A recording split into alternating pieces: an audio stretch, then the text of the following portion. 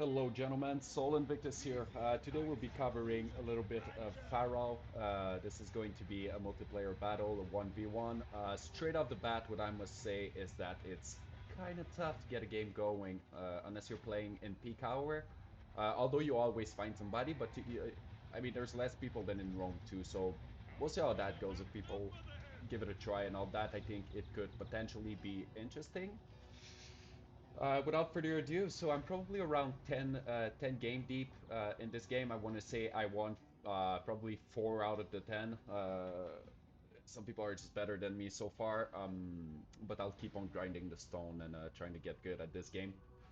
So today we'll be covering a 1v1, a lot of different mechanics. Obviously in this game there's no longer cavalry, so blunting charges of infantry is just not reliable and well is just no longer an option unless you use cheaper units, which is precisely what our build's going to try to do. We have some cheaper club units as well as Meja Warrior. I do not know the name of that weapon, but it does give them a bit more versatility. So basically in this game, just like in Rome 2, really just with a bit more option, weapons really do matter. In Rome 2, you add spears that could absolutely crush infantry if used properly. So far in this game, I have not seen it. So you really got to be careful the type of weapon you pick. And so you will see maces are good against armored opponent. I believe axes are good against shielded opponent. So when the battle begins, the first thing you want to do is really scout the hell out of the battlefield.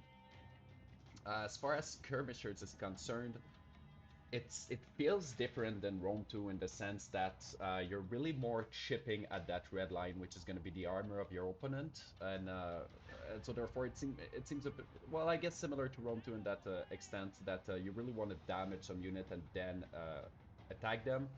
One thing I did notice is that it's harder to get kills with your slinger. So yeah, you do some AP damage, I would assume, as well as damaging their armor, but it's just harder to get kills with your missiles in general. Like I've had multiple late game where I was firing at a relatively depleted unit with archers, and they were just not dropping to the rate I was expecting. So I would presume that we're gonna have a bit of an engagement happening there. These are going to be reinforced chariots, so you'll see the chariots. I have a bow chariot. He has a spear chariot, and just like Rome 2, you want to send in your spear to support. As I was saying, that so the missiles do a bit less damage. I've been in late games where I just don't kill units with archers, which is a bit underwhelming, but it is a bit late to complain. And so this game seems to be a lot about blunting your charges with shittier units and then reinforce with your more expensive unit. Here we're going to get a good example, so we'll be focusing Veteran Atusan Axemen with 4 slingers. Slingers are not great at this game, although they will wreck archers. So that's good. But as you see, even with that many volley, this unit, well, does have a lot of armor. And as you see, the armor is going to start to drop. It was at 125, now it's at 116. So your slinger shots are really mainly for that, to just break the armor of the opponent, which I guess is kind of interesting. The gameplay with chariots, so they're not the chariots of Rome 2. Obviously, spears will do fantastic against them, as you see these 2 chariots being chased away by this single spear unit, which is going to die, but doing crucial damage to that unit. As you see, they are halfway through their HP, which means that they will not be faring too well in combats to come. But that's it. The chariots do not seem to be a drag unit like in Rome 2. They are really more of a charge unit, and therefore picking a chariots with excellent charge, as you see there, is going to be very clutch. 70 charge bonus is absolutely insane in this game. And so that's it. It's all about, it's going to be about ping-ponging in between units. Though you got to be careful with your chariots. They will fare well versus lighter units, medium unit perhaps, but against heavy unit, they're just not going to get the job done. So it's just going to keep that in mind. They are more of a, I was going to say Iceni chariots, but not even. It's really a charge unit. So you charge, you get out, you charge, you get out. So interesting. They are really more of a cavalry unit as far as the mechanic is concerned, if we are to compare to them too. So as you see, those archers have been firing throughout the game, and underwhelming amount of kills on them, 2, 1, and 1. So yeah, the missiles are not there to get kills, they're there to shatter the opponent's armor. In that battle, I opted for Spear General, so when you build your army, you get to choose what weapon your general is going to have, and therefore what purpose he's going to be used for. You can always throw him on a chariot as well, but you end up with a very expensive chariot unit with very little troop in them. So I would rather go for infantry general. So far, it's what's been working the best for me.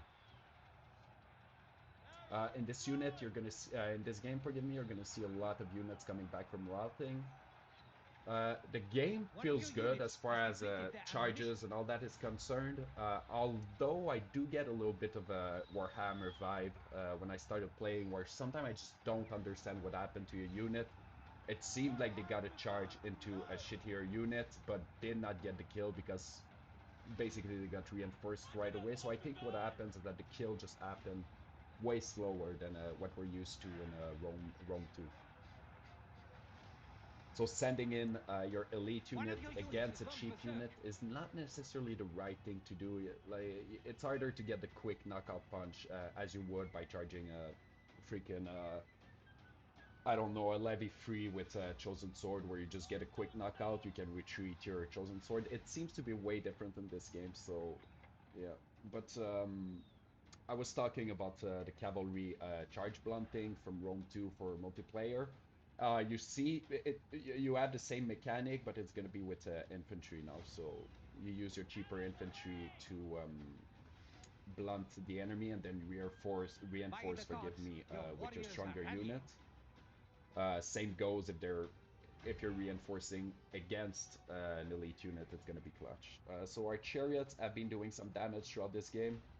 I apologize for those of you who wanted more of a focus on the actual battle. I'm just gonna give a bunch of information for my basically friends, Rome 2 community that are wondering if they should get that game. I do not believe this video to be the reason why you should or shouldn't buy this game. This is just my first video covering this game, and if you like what you've heard, perhaps you want to give it a try. So far, yeah, so far I'm enjoying it. And the army building seems to be quite flexible, but I get a feeling that maybe it's just a lot of units and the choices should be obvious. Like you have some units that are considerably stronger than others, yet you have so many options, it's easy to just try a bunch of different units, but it seems to be like you have key units that you want to rely on depending on what kind of build you want. So far, the meta that I've been seeing, and I say meta, it's just so early to use that word, but so far what I've been seeing is two chariots built pretty much all the time. Bow chariot seems to be the best because you can damage the armor of your opponent's chariot. And if they're elite bow chariots, then you can get into melee with them. So as you see, they have the skirmish ability and excellent charge, which is going to be absolutely clutch. And I mean, they're getting some work done. Absolutely getting some work done. As far as the graphic is concerned, I think the game looks decent. I mean, I can't wait to buy the Blood pack. Because I'm a CA fanboy, right? So I just gotta pay for Blood. The maps looks fantastic, and I think map are gonna be playing a much bigger role in this game. So as you see here, I had a little downhill advantage. I do believe this counted for a lot. In Rome 2, not as much. A lot of people trip about terrain in Rome 2, but the truth is that the effect is minimal. You know, Chosen Sword will wreck lower tier units regardless. In this game, it's a bit different. As you see, a bunch of units coming back from routing, so you want to always keep an eye on your battle map, which I didn't.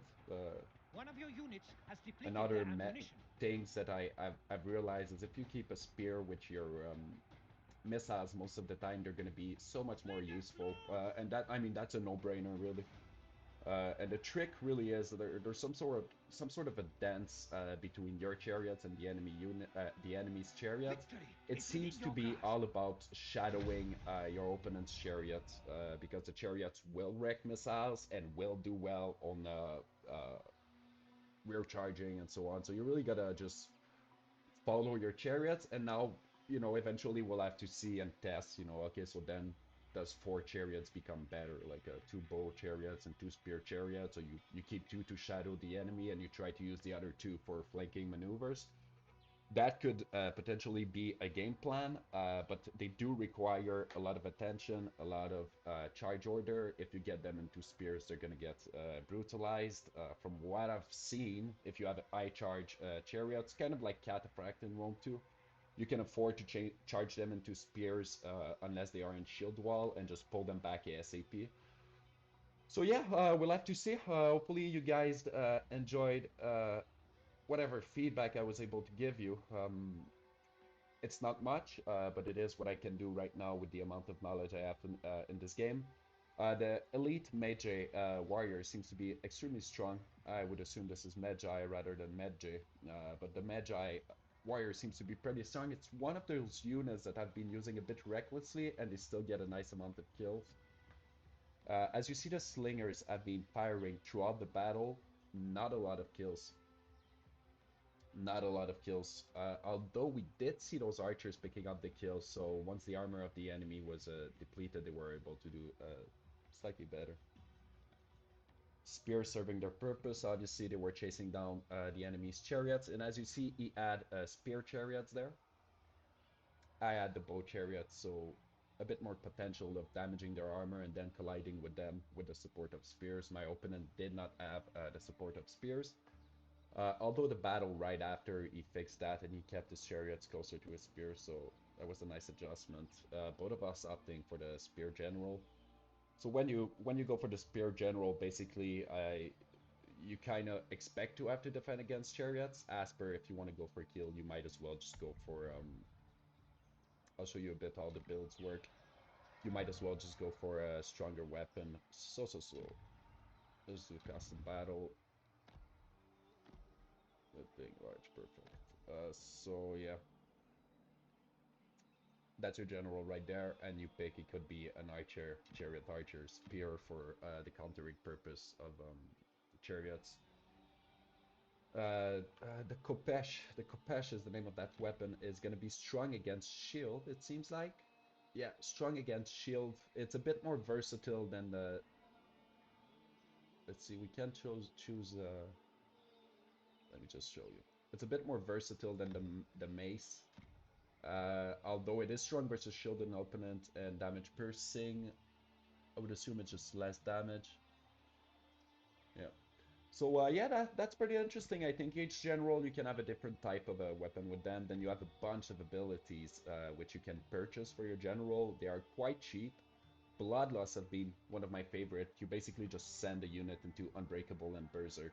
So yeah, there's definitely potential as far as the general play is concerned. So many options for your general to be really the type of general you want it to be.